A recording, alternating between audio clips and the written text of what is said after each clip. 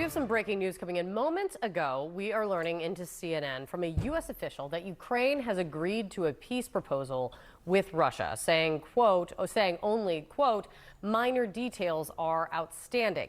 Now, this as Ukraine's President Zelensky, though, says that more work needs to be done. Adding to the nuance here, in a post on X, Ukraine's National Security Secretary... Bref, vous venez de l'entendre, peuple de la planète, une annonce historique, surtout si elle tient un accord de paix possible concernant cette opération de dénazification, en ce qui me concerne, que d'aucuns appellent une guerre, le nettoyage du côté de l'Ukraine durant ce mouvement de grand réveil mondial. L'Ukraine donc vient d'accepter cet accord de paix négocié par l'équipe du président patriote Donald John Trump.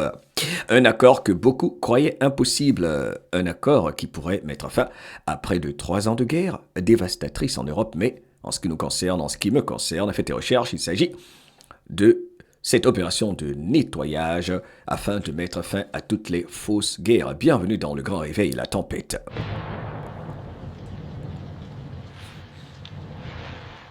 Comme vous l'avez entendu, des sources américaines, ukrainiennes et diplomatiques confirment, oui, l'Ukraine a accepté le plan. Il ne reste que des détails mineurs. Les implications sont immenses et les réactions déjà explosives.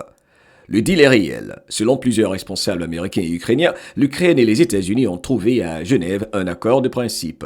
Le secrétaire ukrainien à la sécurité nationale, Rustem Umerov, confirme lui-même. Nous avons un terrain d'entente sur les points fondamentaux. Ce qui signifie très clairement, Kiev a donné son feu vert à une paix orchestrée, organisée par Washington, et plus précisément par l'administration du président Donald Trump. Zelensky, lui, pour sa part, devrait se rendre à Washington avant la fin novembre pour finaliser l'accord avec Donald Trump. Un tournant incroyable lorsque l'on se souvient qu'il y a encore quelques mois, Zelensky affirmait « pas un centimètre de territoire ne sera cédé ». Pendant que Zelensky prépare donc son voyage aux États-Unis, le secrétaire à l'armée américaine Dan Driscoll est à Abu Dhabi. Dan Driscoll y est pour une mission très claire, des négociations directes avec les Russes, sans les intermédiaires, les va-t-en-guerre de l'Union européenne. Les discussions se passent très bien, l'accord est pratiquement conclu, a-t-il dit. On parle ici d'un canal direct qui pourrait permettre de clore le conflit militaire avant même la fin de l'année. Alors parlons des conditions ou concessions majeures de Kiev. Le projet d'accord exige des concessions jamais imaginées auparavant. Cession de territoire dans le Donbass, limitation de la taille de l'armée ukrainienne, un statut de neutralité renforcé, une pause sur l'entrée dans l'OTAN, autrement dit, Kiev recule sur plusieurs de ses lignes rouges. Et du côté européen, évidemment, ça gueule. Les frontières de l'Ukraine ne doivent pas être modifiées par la force, disent les dirigeants de l'Union européenne qui ont immédiatement posé ces 3 lignes rouges. L'armée ukrainienne ne doit pas être réduite au point d'affaiblir sa souveraineté, disent les va-t-en-guerre, qui clairement sont mis à l'écart dans ces négociations. Alors, ils disent également que l'Ukraine doit garder son droit de choisir son avenir.